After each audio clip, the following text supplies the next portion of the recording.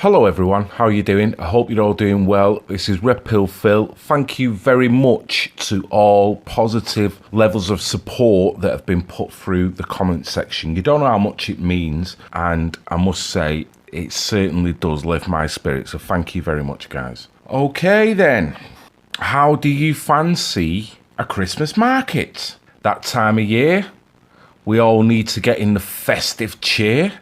But then when you open your newspaper that is informing you not only is your local Christmas market about to open, but then you're faced with this sensationalistic headline that says this: armed police will patrol Manchester's Christmas markets for the first time. How does that make you feel as an individual? I know how it makes me feel. For anyone external of the echo chamber, does this resonate in any other way than security for you? Because to me, this represents the gatherings of a police state with the justification knowing that there are issues going on all around this country that our establishment cannot seem to handle or don't want to handle. If they did, it would not come to this. You would have a market that is free of armed police. To me, this symbolises acquiescence to the police state, giving up liberty for the sake of security. Does not please me in the slightest.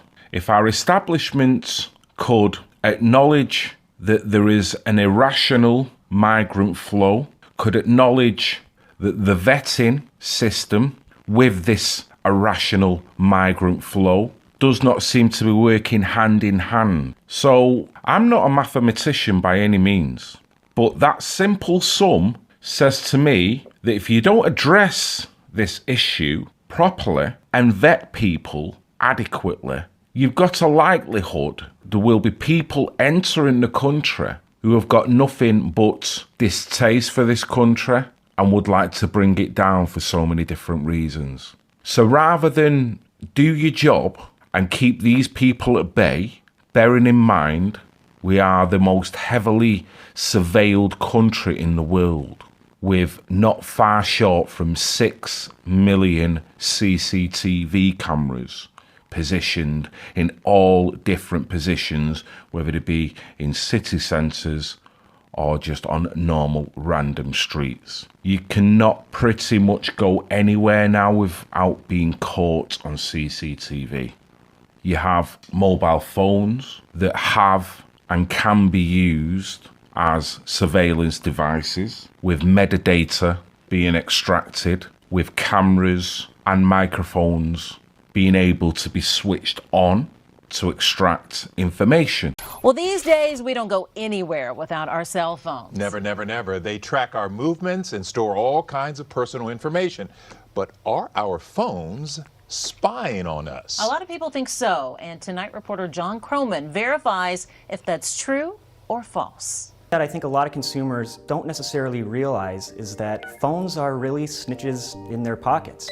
Sean Landerman is one of the tech whizzes at Minnetonka-based Computer Forensic Services. You can be having a conversation and you have an application that has a microphone capability. And next thing you know, you're being advertised as to what your conversation was about. Case in point, Lori Halverson got these ads on Twitter just hours after talking about needing an oil change at Toyota and looking forward to Riverdale's new season. Viewer Mike Landberg's roommate had these ads pop up on Instagram after Mike teased him about drinking wine and having too much body hair. Earlier today, I was talking with a colleague. She came back and I loved her glasses.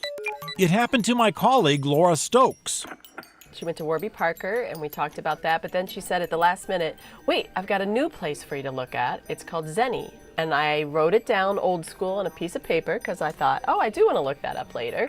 Laura never got a chance to look for Zenni, but Zenni found her. About 2 to 3 hours later, I was on Facebook and it was scrolling through my feed and there was an ad for Zenni. And I hadn't Googled it, I hadn't looked it up yet. And yes, Laura keeps her phone next to her computer. While your phone is always transmitting, it's always phoning home, it's always connected to the internet. That then goes into a central hub. Sounding more like Minority Report, this. But this is 21st century living, guys. So with this amount of surveillance, you're telling me the only way to protect people who want to live their life and go about a Christmas market and live in peace and have festive cheer at this time of year, the only way to do that is to erect concrete bollards closing you in. The only way to do that is to have armed police frog marching up and down the market. So I went along. It opened on a Friday evening. I looked at this headline and I thought to myself, wow, surely this can't be as accurate as it's portraying. To be fair, when I got there, I did not see, because it was a Friday evening I did not see one armed police officer. Although, within this article, it does state that there will be unmarked armed police roaming within the crowd. So when I'm walking about, I don't see any of this. The alarming thing was, they rolled this out in the daytime. You can see the reaction of market goers. There'll be multiple reasons why people are looking in certain ways. But let's have it right. Manchester's not the only place that's doing this. We've got Scotland, Nottingham, we've got Birmingham, we've got a manner of different places that are rolling out this scheme in the belief that this is the answer. This is creating a little prison within a town centre where people may have the illusion that they may feel safe. They are no more safe than as if no barriers were there at all. For the simple fact is, the fundamental issue is not being addressed. Political correctness is stifling people being able to scrutinise this without being castigated. So until you can topple that, armed police is not the answer, in my opinion. Armed police, for me, is an inevitability from what I would regard as problem, reaction, solution. So you've got the vast majority of people that will be walking around their markets, not politically affiliated, just getting on with their lives. You could even say sheeple. They are actually thinking that this is a good thing for them. They're not equating that their liberties have been given up and will probably never come back. Whilst the threat level in this country is at severe, then they can do this with justification. Do you want this rolling round throughout the country? Do you want to be going to a Christmas market where you're going to see armed police officers? One city that didn't want to see it, and that was Newcastle. Our friends up in Newcastle was not pleased in the slightest, and I don't blame them, for them to show some gusto and to make it known that this is not the answer. Now, this goes to an article that was dated the 12th of December 2016. Outrage as police officers armed with huge guns pose with children at a Christmas market. People took to Facebook to slam armed police for posing with guns at a Christmas market in Newcastle. Now, I can get from their point of view, the police will want to put a friendly spin on this. But the police state does not have a smiley face. The people of Newcastle realised that. So where you had kids that they will see a man with a gun and all his military regalia as a cool object to look at aesthetically. So for him, having a picture is something that a kid would want to do. However, the adults see it a different way. The moment you allow your children or child to have a photo taken, you are saying to your children, get used to this, guys. Like it. Like your oppression. The people of Newcastle did not like that. A police force has faced criticism after armed officers smiled and posed for pictures with children at a Christmas market. Images posted on Northumbria's police Facebook page showed officers holding guns and smiling as they posed with families at a festive event in Newcastle city centre. With live rounds in that gun and they're smiling?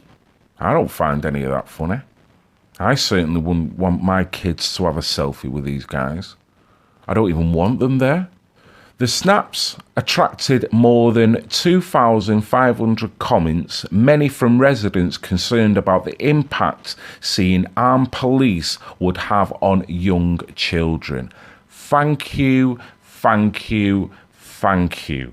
If more people in Manchester could see that the shift that has taken place in order for us as free citizens, law-abiding citizens, to now have to walk round a Christmas market with police flanked with guns, with live rounds. And for me to justify that and to be happy with that, and then to pass on that to my children, something has been lost in this country. The minute we acquiesce to that, we have lost. David Rourke added, "This is wrong. Very, very wrong." Sue Weaver said, "I'm sure you are nice men, and I'm willing to consider that there are times when heavy protection may be needed. But do we really need to make these images normal at a Christmas market? Please think about this." Sue Weaver, you are an absolute star. That is the most common sense comment I have heard in a long while. So, as ever, guys, this is Red Pill Phil. I am hoping that you have nothing but a glorious Christmas, no matter what your faith, no matter what your religion, no matter what your skin colour, and it enriches your life and your family's life. I love you all, even the pissing haters. God bless.